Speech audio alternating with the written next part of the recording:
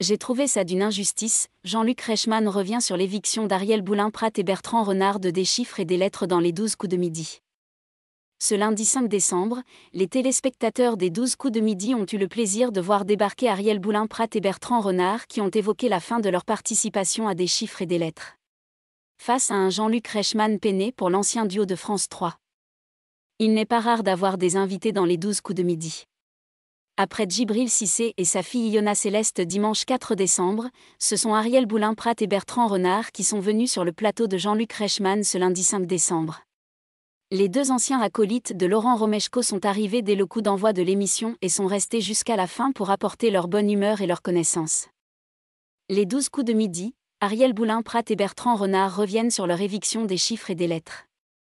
C'est un euphémisme de dire que les deux anciens co-animateurs des chiffres et des lettres sur France 3 ont mal vécu leur licenciement, annoncé en 10 minutes lors d'un visio, après 36 et 47 ans d'antenne.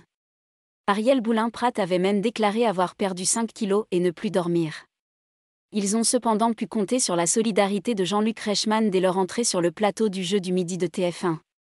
J'ai trouvé ça d'une injustice, a déclaré l'animateur de TF1 avant de demander des nouvelles aux deux invités. On ne va pas trop mal, il y a pire, a expliqué Ariel Boulin-Prat.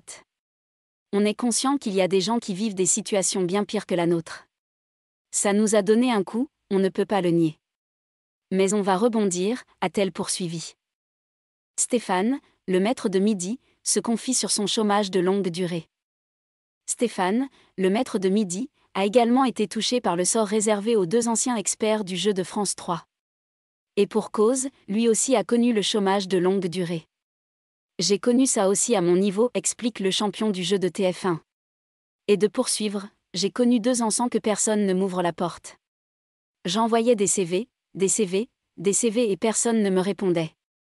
Grâce à un ami qui travaille où je suis, il m'a dit « Tu as rendez-vous après-demain » et depuis je n'ai plus quitté l'usine. La présence des deux ex-présentateurs n'aura pas déconcentré le maître de midi qui a réussi à battre ses adversaires une fois de plus. S'il n'a pas réussi à faire de coup de maître en fin d'émission, il en est à présent à 108 participations, pour une cagnotte de 437 547 €, et continuera son aventure ce mardi 6 décembre.